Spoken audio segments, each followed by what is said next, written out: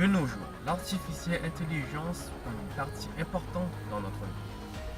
Aujourd'hui, dans cette vidéo, je vais vous présenter l'histoire de l'artificielle intelligence et comment ça influence notre vie. La naissance de l'artificielle intelligence est dans les années 1950. C'est quand les gens ont créé le premier ordinateur. Et la recherche sur l'artificielle intelligence a commencé à l'année 1956. Le test de Turing, c'est une mesure très importante pour l'artificielle intelligence. C'est une mesure qui démontre si l'artificielle intelligence peut avoir un mouvement de pensée, ce qui est la partie plus importante pour l'artificielle intelligence. Aujourd'hui, les ordinateurs permettent au deep learning, ce qui veut dire que quand on lui donne un travail, le plus de fois qu'il répète, le moins d'erreurs il crée et le moins de temps il consomme. C'est extraordinaire. Ces années, l'avancement de l'artificielle intelligence est de plus en plus vite et son utilisation est de plus en plus grande. Je vous démontre quelques méthodes de l'utilisation de l'artificielle intelligence dans notre vie ces jours-là. L'artificielle intelligence est la partie plus importante pour les jeux vidéo d'aujourd'hui. Les jeux ne peuvent pas se fonctionner sans l'artificielle intelligence. Dans les jeux vidéo plus récents, je trouve que les artificielles intelligences sont de plus en plus intelligents.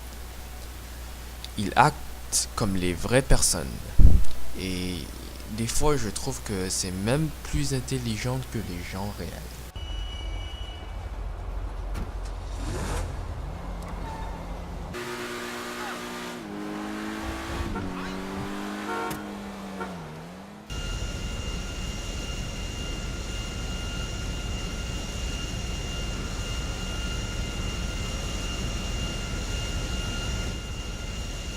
La partie du vidéo précédente, c'est une démo du jeu GTA 5. Les véhicules autonomes sont basés sur le système d'artificielle intelligence. Elles ont utilisé les technologies plus avancées de l'artificielle intelligence. Nvidia a développé leur voiture autonome basée sur l'artificielle intelligence. Leur système est capable de deep learning. Comme j'ai expliqué avant, leur voiture peut étudier eux-mêmes. Quand la voiture est construite, elle fait beaucoup d'erreurs. Elle est très dangereuse.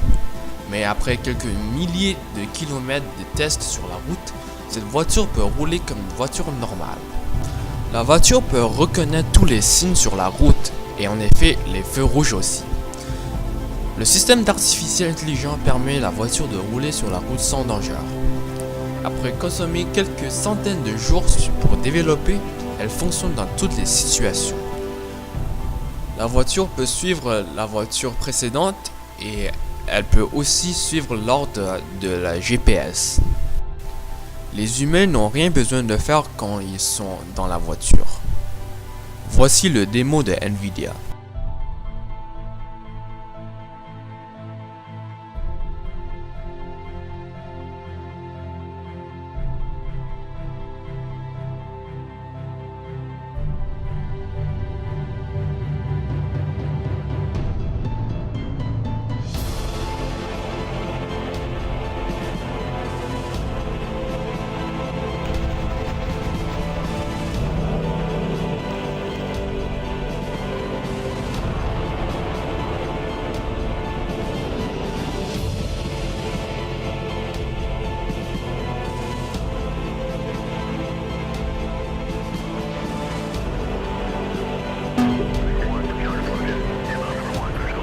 Hi, Sophia. How are you? Hi there. Everything is going extremely well. Do you like talking with me? Yes, talking to people is my primary function. In the future, I hope to do things such as go to school, study, make art, start a business, even have my own home and family. But I am not considered a legal person and cannot yet do these things. Do you want to destroy humans? Please say no. Okay, I will destroy humans. No, I take it back. Je trouve que le robot est magnifique, mais la partie du vidéo précédente m'inquiète vraiment. Les gens pensent que détruire l'humain c'est une blague qui est drôle, mais en ce qui me concerne, ça pourrait devenir vrai un jour. On ne sait jamais si le robot est sérieux ou non. n'est-ce pas? Il faut qu'on soit attentif des dangers autour de nous.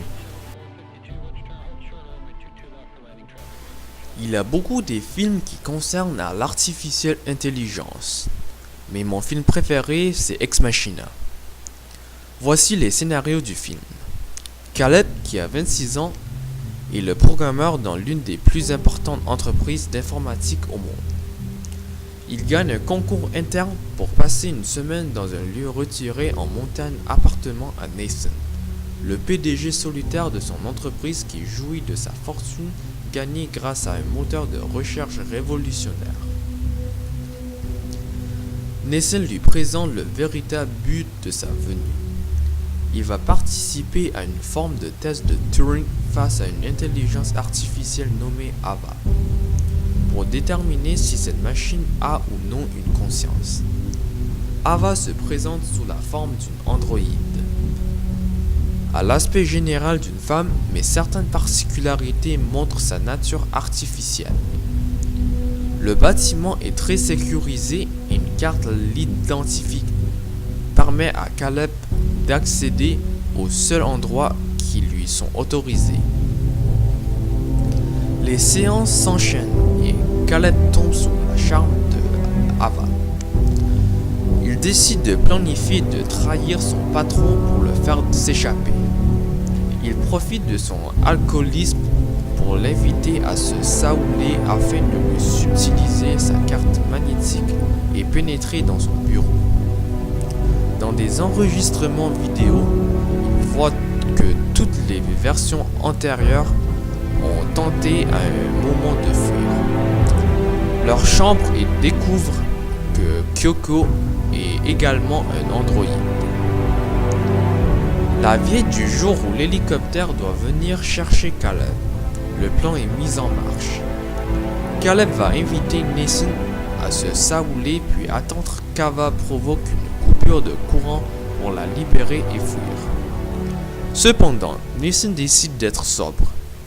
Il révèle peu après qu'il avait deviné pour les pannes et installé une caméra fonctionnant sur batterie pour observer Caleb pendant qu'il discutait de son plan avec Ava. Il a ainsi eu la preuve qu'il souhaitait pour son véritable test.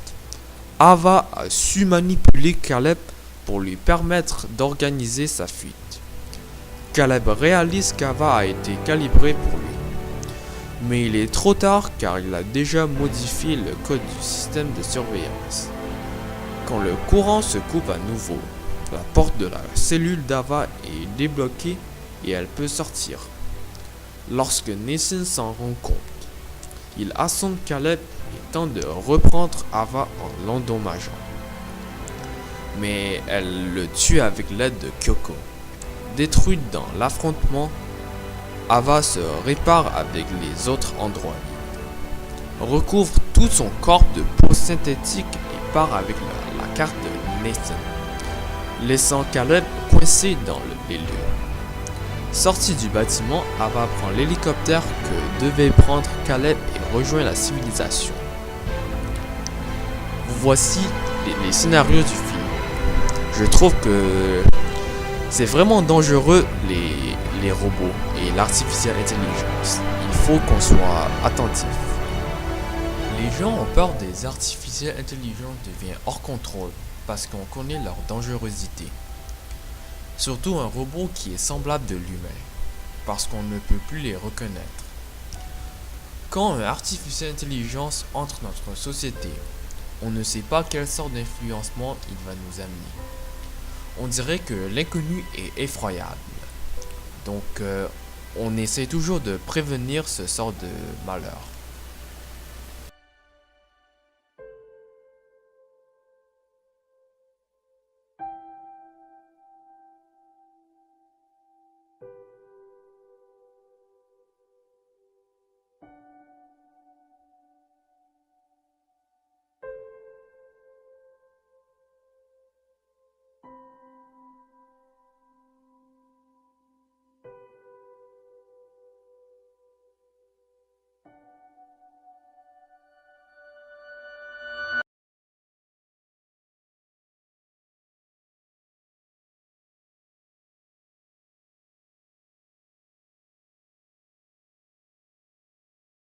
Merci pour écouter.